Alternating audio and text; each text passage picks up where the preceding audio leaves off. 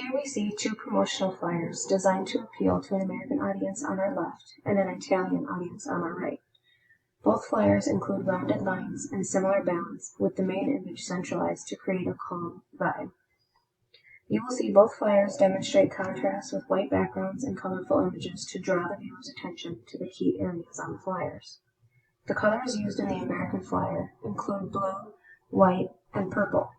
The Italian flyer uses blue, white, and red.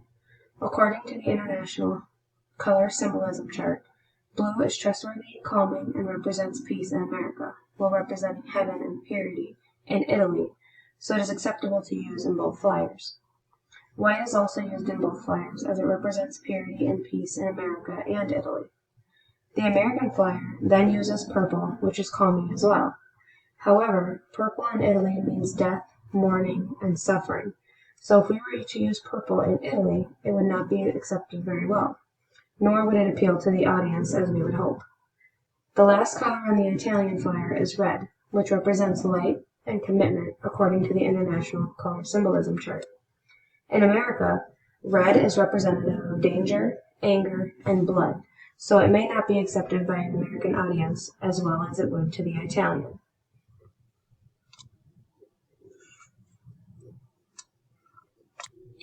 Robin Landa says, when a composition is based on a cool color palette, it feels synchronized and congruent.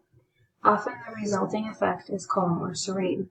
This works with both flyers, as the Italian flyer uses green, the American flyer uses purple, and they both utilize the color blue.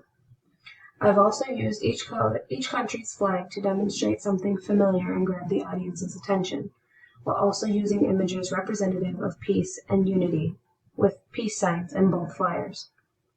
The use of multicolored hands reaching out to stop racism in unison, even though they are so diverse in the American flyer, is very representative of our company's title, United Among Our Diversity.